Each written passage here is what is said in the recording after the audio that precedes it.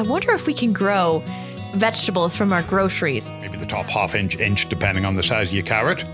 That's the part you're going to grow from. And essentially what happens is it'll kind of break apart and then your green avocado tree will come out the top. Yeah, in soil, put soil on top of it, water it, and the tomato seeds will come up in the exact shape of the tomato that I've got celery. Gross. I've got, oh yeah, that's right. You hate celery. But he's growing it for fun and an experiment, and he likes the look of it. Thinking, what is going on in our planter? And he's like, I planted. The Helpful Gardeners, the podcast that digs into the buzziest plant trends and news you need to know, regardless of your growing zone. Colin is a skilled horticulturist with decades of growing experience across Canada. Brandi is the greenest of green thumbs with a love of asking questions. Welcome to our garden nook. Colin, what's your favorite vegetable? I feel like I'm on that Zach Galifianakis show. 'Cause I'd probably say kale. And I'm not legit. I'd probably say kale. Kale's your thing, yeah. Hey? My favorite vegetable has gotta be recently is the green onion. Surprisingly, Green onions are solid. Oh my gosh. We have this like fruit basket here in the studio if you're not watching the podcast today, and all I can smell is green onion, and it's like the equivalent of fresh cut grass for me. It's just. So do you know what my mom would do? You know how I haven't thought about this until you picked that up. You know how we talked about rhubarb and eating the stem? Yeah. No. Mom would do the same thing. She'd cut the end off and do like a little glass cup, whatever, with salad dressing, or I guess now it would be ranch because that's a cool thing. And you dip the onion in and you just scrunch an onion. I could absolutely eat an onion like that. I don't know if I could do that. I love onion. You know. I like raw onion. I love cooked, caramelized on pizza. I like those, what are those, onion cakes? Oh, yeah. I can't remember what they're called. They have like a specific name. Is it literally green onion cake? I don't know. I know the one you're talking about. Yeah, not spanakopita. That's there's else. the onion bhaji in Italian Indian restaurants. Oh, my God. What's that? Basically a curried onion with like a batter on it. And that does sound good. It is. so funny. I'll eat it like that, but like straight out of, I don't know. Straight out of basket. But maybe if it was straight out of the garden, I might. Garden vegetables just taste different to me. They do hit differently, 100%. Yeah. It's funny. You texted me one night this idea of, I wonder if we can grow vegetables from our groceries. And I was thinking, what are you doing right now? He's just like having these thoughts, late night thoughts with Colin, right? But it did get me thinking, because then I went to my fridge and I'm like, what do I have? Yep. What can I grow kind of thing? And I thought I'd bring some today and we can maybe talk about it a bit. So I've got celery.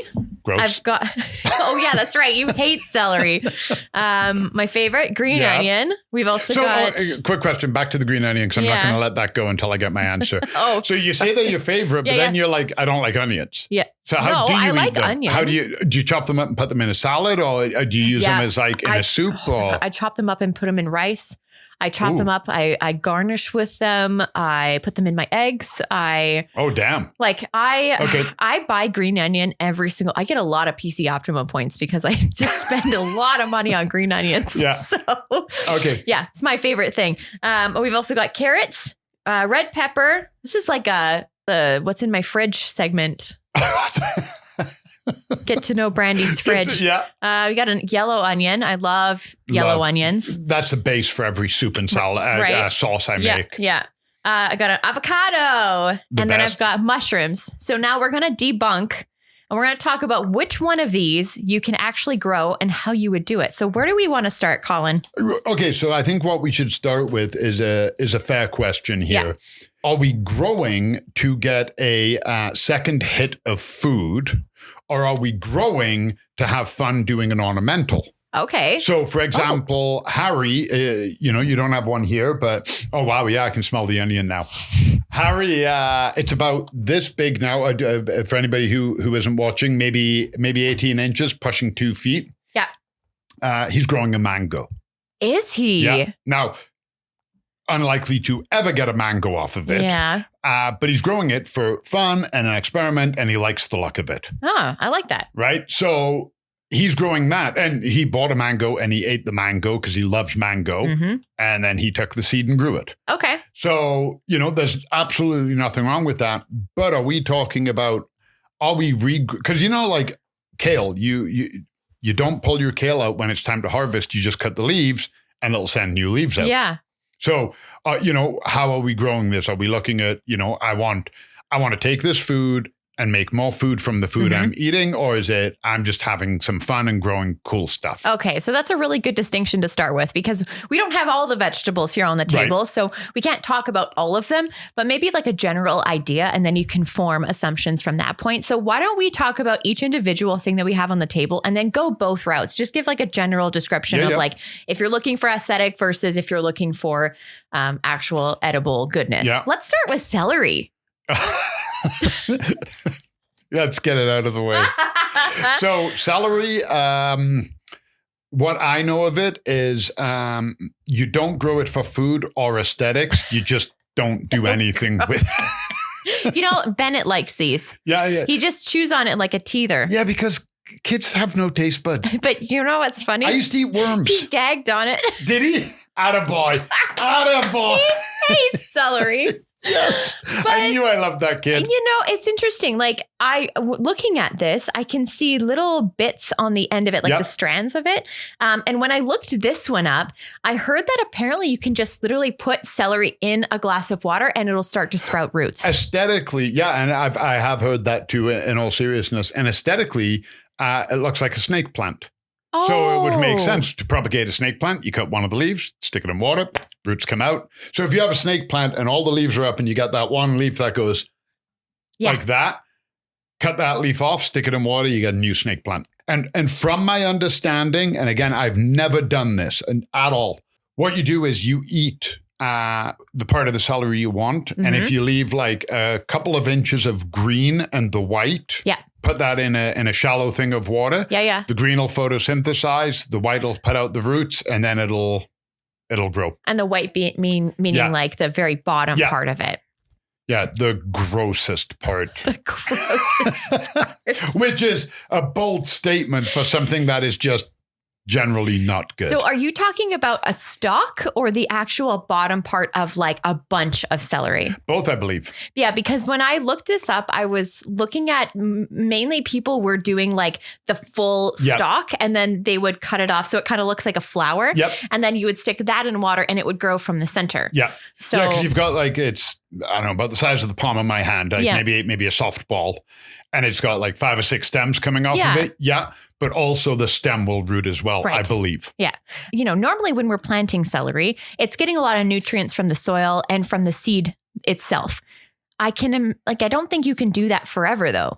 That's the one thing about propagating in water. It's a good way to get them started. Yeah. Most of them, they want to be in soil. Yeah. They need all of the bacteria and vitamins and nutrients. Water is great, and we've talked about this before, adding fertilizer, even water soluble, is a bad idea. You're pushing an algae bloom. Yeah. Clean, cold water is what you're looking for. Change it out regularly. So like basically the moment you get a good set of roots, not those tiny ones, the moment your roots are half an inch, 2 inches long, depending how fast they grow, get it in soil. Yeah. And essentially this is the same for like lettuce and whatnot. Because I know you can get the bunches of whatever in the grocery store, like Butter Crunch or whatever. And then you would just cut off the top, have that little like 2-inch whatever on the bottom, put that in water and you should get more. Yeah. Essentially, it's the same as cutting it out your garden. Yeah. You take the part you're going to eat and you regrow the other part. Yeah. I don't like lettuce either. People try and convince me that there's something to it. The reason I like kale and arugula and spinach, there's a flavor to it. And a texture, I suppose. When you bite it, you get something. Yeah. Lettuce to me is just, I just find lettuce there's nothing to it. I like the flavor and exactly the texture. And there is more goodness in those veggies. Not knocking lettuce. I don't find lettuce gross like celery, but I'm not a fan. Interesting. Yeah. Okay. Let's move on to carrots. Carrots are awesome. So most of the time when you go to the grocery store, you get carrots and they've got the tops, taken off of them. These ones did have green tops. I cut off like the sort of parsley looking bits. Yep. And then I left this little green bit at the top. what do you think? If I were to plant this, could I get anything from it? What if I like cut it off here? So you want to leave about half an inch. So when you cut the very top off a carrot and you've still kind of got that like bit in the middle that's it's not very appetizing. So you normally cut off like maybe the top half inch, depending on the size of your carrot. That's the part you're going to grow from. Okay. So same principle. Are we going to put it in water? I've heard that you can. It's better to go directly into a moist soil. Interesting. Yeah. Okay. And if you have the green on it, so much the better. So are you going to be growing green for aesthetics, or are you actually going to grow another carrot? That I've heard you can grow another carrot. I haven't done it. I haven't done it. I've started a carrot that was no time recently. That was back. So we had some friends where we lived in England. And they were avid growers. Like my dad was an avid grower, but they were like art teachers. They were hippies. I'll just call it what it is. But the great thing about them is that they always were like introducing us to new things and new activities and fun things. And they were the ones who showed me how to do that with the carrot. Huh. Okay. Yep. Well, that's interesting.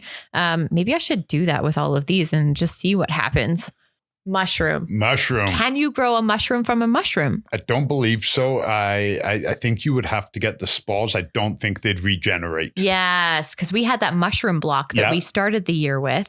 That was sort of interesting because you have this the block, and it has, I can't even remember what kind of material was on it. It was spores, but it was like growing. It wasn't even grown in water. It was grown in.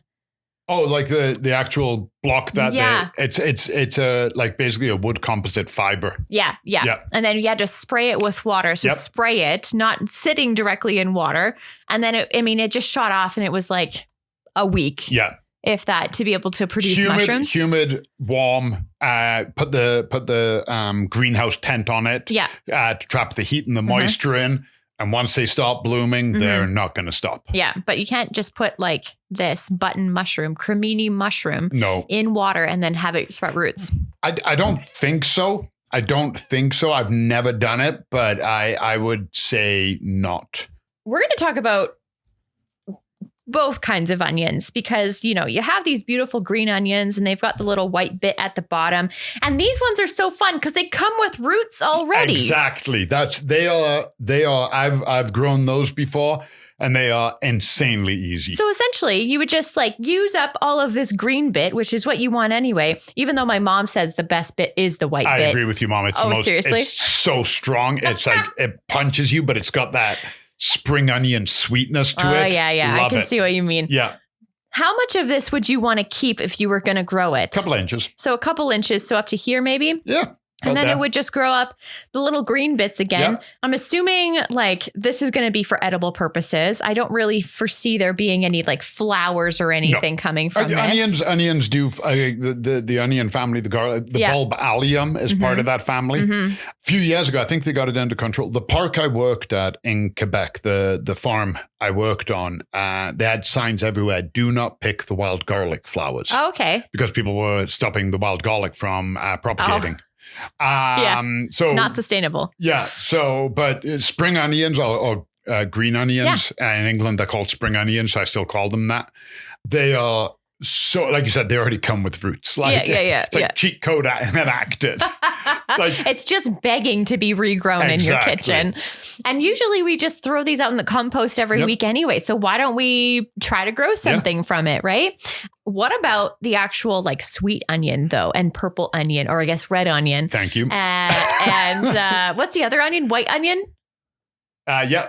Yeah, well, white, yellow, I think red. The yellow is the Spanish one, and they call it red onion, but it's purple onion. Oh, yeah. Yeah, because I didn't want you to call it purple onion because they call it red onion. We have to call it by its correct name. Who's on first? But onions, as long as you have the root part. Yeah, so the root part, if you look on any onion, it's got like, that little like bottom part of the bulb that looks kind of hairy. Is this the same principle? How would you, there's just a lot of layers to an onion. How would you even go about preparing something like this? You know what? I'm not sure. Okay. I'm not sure. I've read that you can do it. Yeah. My dad used to grow onions. That's probably why I like them so much. Because I mean, if you think about it, enjoying onion has to be a learned behavior. There's no way we took something like that out of the ground, smelled it, cried because of it. And then we're like, I'm going to try eating it. Yeah. Like it's so funny that we have something like that. And every indication it gives us is do not eat meat. Yeah. And it is so unbelievably good for you. Yeah. And then we've got beautiful, ornate, sweet-smelling berries. And if you eat it, you die. I know. Like, is it a trap or is it not a trap? I don't know. I have seen like some people just stick it in water, but I just kind of got like nervous because you got all this packaging and whatnot. The thing is, I think if you cut it off, I think most plants, if you cut them off and put them in, a lot of them, if you have the part that it needs, like if you just cut the top inch off of a kale leaf, it's just going to die. Mm-hmm. But if you have the stem, the stalk, a lot of them will probably root. How much they will develop into food after that is going to be very dependent. Yeah, yeah. So at this point, it could just be for aesthetic, and you get to see what an onion. Exactly, it can just like. Do stuff just because. I imagine it would look like this, like the green onion just coming out of a yellow onion. I don't know. We'll see. Yeah. We'll see. Stay tuned on that. Okay, let's talk about the pepper. So when you open up a sweet pepper or a spicy pepper too, you're going to find these little seeds inside. And sometimes, I don't know if this happens to you, but sometimes I'll open up my bell pepper and then I'll see another mini pepper already growing. And sometimes you'll open it and the seeds have sprouted inside. Yeah. And those a picture went viral. Somebody had a strawberry. Yeah. And all of the seeds on the outside of the strawberry sprouted. Oh, weird. And it was like, have you ever seen those pictures where they transpose lotus poppy seed pods onto people's skin? Yes. Yep. And a lot of people are like, oh, don't like that. That's a nope. Yeah. That was the reaction a lot of people gave from this strawberry. They were like, no, thank you. No, it just looks unnatural. Yeah. So here's the thing that I have heard. When it comes to actual seeds inside of fruits and vegetables and regrowing them, you have to be careful because some have been treated and they won't grow. So like, for example, potatoes, which I was going to bring a potato with me today, but none of them were like bad. Oh, do you know what I mean? Yeah, you didn't have the eyes and the... Exactly. Yeah. Sometimes when you see a potato go bad, you'll have the eyes already coming out and you're like, oh, that's interesting. Which, by the way, when it comes to the potato, if it's doing that, then you should be able to just cut 100%. It in segments. Yep. And then, so Brad did that once. Did I ever tell you about that? He saw one go to seed in the pantry. He took it out, said that he had composted it. In reality, he had taken the planter outside and put all the potatoes. So he literally cut it into segments and then stuck all the eyes in the planter. And I'm like, what is growing in our planter? Like 2 weeks later, I did not know Brad was capable of having one of those delayed gratifications. That is so cool. I was freaking out thinking, what is going on in our planter? And he's like, I planted this potato, anyway. Did you guys harvest it? What? No. So we ended up, what was it? It was just getting too like leggy. Yeah. And potatoes can get too big too fast. Yeah. And sometimes like they do good, like they sell potato planting bags. Yeah. But sometimes in planters, if there's too much moisture trapped and too much heat. That was the thing. Yeah. It was literally in a heat sink in a cedar planter. So probably not ideal. I loved using potato bags personally. You get to roll up the sides and it's just better. But with these, I've heard that sometimes like these ones will be treated so that the seeds won't regrow. Yeah, some sterile seeds. Yeah, sterile seeds. I don't know. I guess like the only way to really figure out if it's a sterile seed is to try. Buy organic, go to the farmer's market. Great a lot of them are going to be fine. Yeah, yeah. Because I've seen it done before. I think Harry did it. Mm-hmm. And you cut a slice of tomato that has all. So you know how like you've got your perfect slice of tomato and you got all the seeds in it. Yeah. Throw that in soil. Put soil on top of it. Water it, and the tomato seeds will come up in the exact shape of the tomato that you planted. That's so weird. Yeah, so it's pretty cool because a few years. It was actually the year you got married. I did no gardening because we were gone for 5 weeks that year. And the year before I'd gardened. Yeah. didn't get around to harvesting all my tomatoes. Mm-hmm. Well, that year, we still probably got like 30 or 40 tomatoes out of the garden. Yeah. Because some of the tomatoes that had fallen off self-seeded themselves and they grew all season and we got tomatoes. Isn't that so nice? Yeah. It's like zero effort, but you still managed to get something. It kind of makes those years where you put in a lot of effort just be like, yeah. Right? Like I did nothing. Like no watering, fertilizing, no treatment, nothing. And I was like, tomatoes. So that's going to be ones that you're going to find. So peppers would be one. You're talking strawberries. Tomatoes. I'm trying to think if there's anything else that's like little tiny, seeds that like peas. Oh, a pea is a seed. Yeah. Yeah.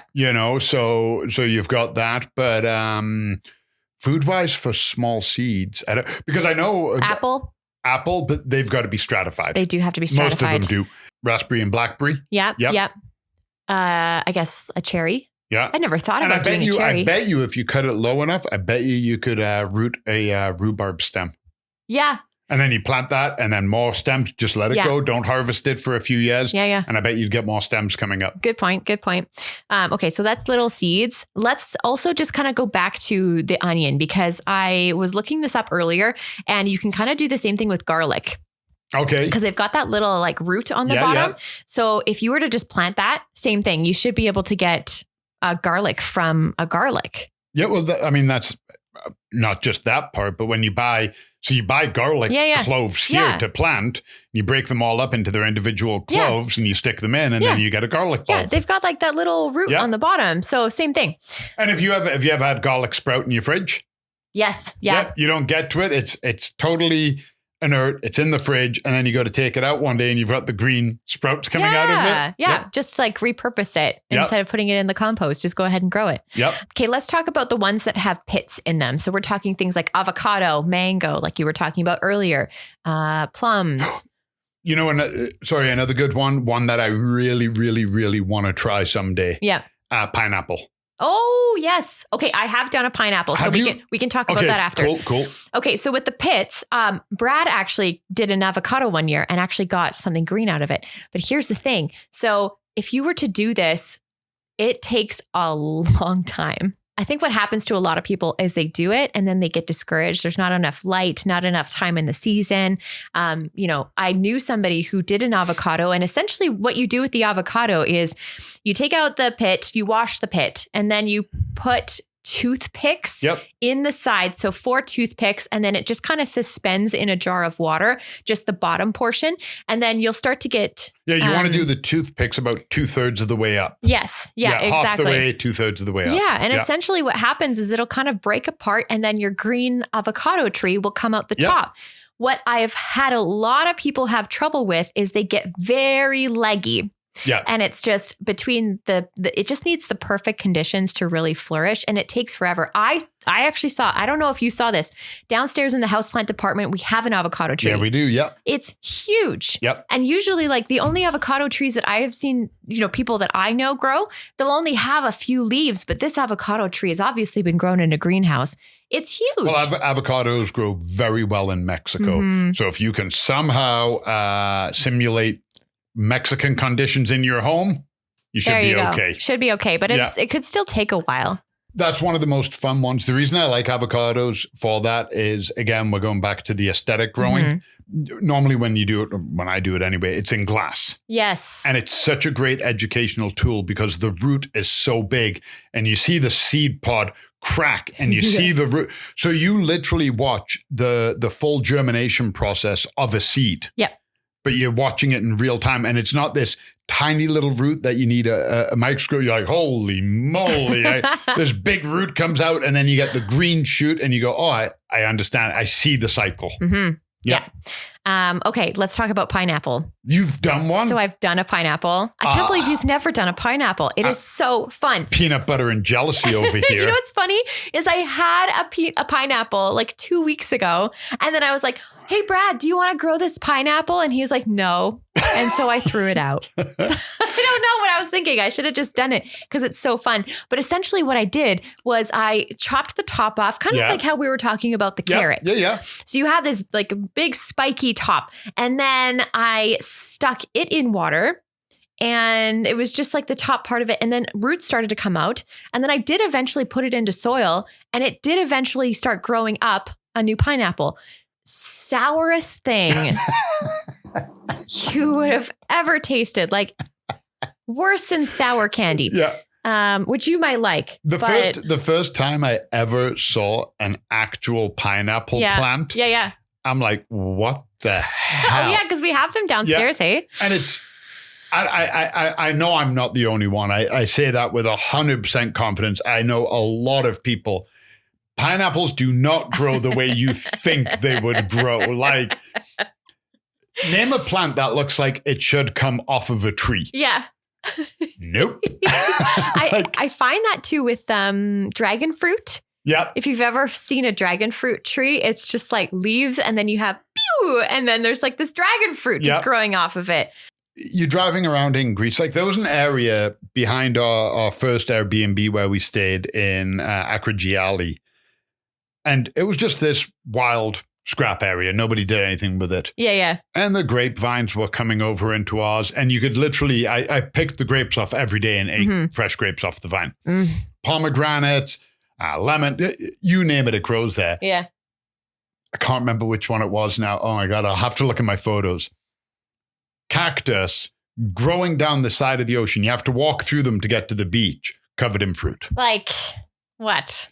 Downtown Kalamata. We're downtown in a relatively big city, and the trees growing in the middle of the street are banana trees. Seriously. And orange trees. They don't have to grow their groceries. They just grow outside in the wild. It's like the municipal trees right here. Well, like, what can we use? More aspens.